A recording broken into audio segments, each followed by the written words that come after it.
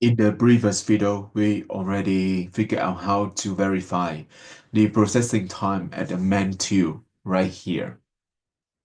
Now in this video, we will figure out how to verify the customer arrival time. Alright, so in the current structure, we have two endpoints, one for the till and one for the subject count machine. It's okay to keep this structure to verify the processing time for the server, either the till or the subject count machine. But for the customer arrivals, we would like to consider the distribution of all customers who arrive to the store.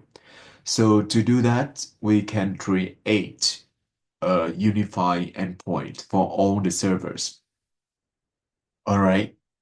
So again, having said that, we are supposed to have one endpoint only.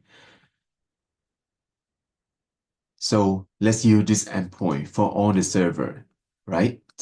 Now let's delete the arrow towards the second endpoint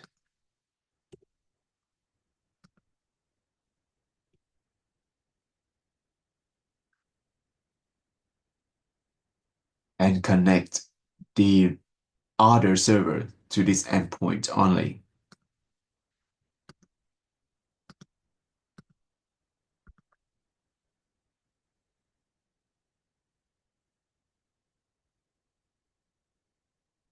That's it. And now, before we run the simulation, let's try to choose where we save the new output. And this time we have the output for all the servers. File, and let's call it Model 3 all customers.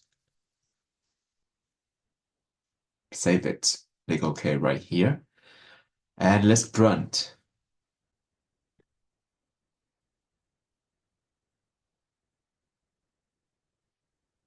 Great. Now let's open the output we just saved, and we can compute the inter-arrival time there. All right.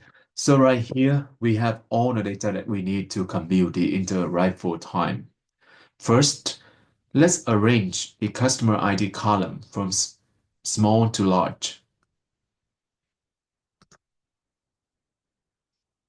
Right.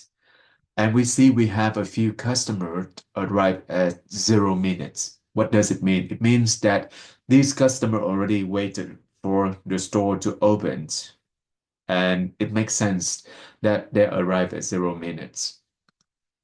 And right here, we create a new column called inter arrival time. Good. For this customer, inter arrival time is 0. We can start with this customer. All right. So for this customer, we can compute the inter-arrival time by taking the difference between this arrival time and this arrival time. All right. So right here, minus D8 minus D7. And we can copy the formula for the rest of the customer. Right. So right here, you can create histogram charts.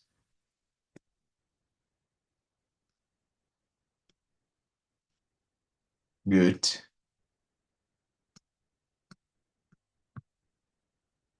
And let's call it into arrival time.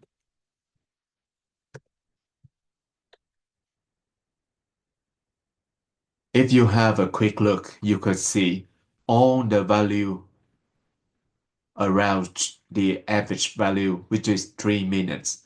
So it makes sense because remember, in the first place, we specify the customer arrived every 3 minutes, and that follows the average distributions. So you need to use your statistical knowledge to justify if the shape of distribution follow the average distributions.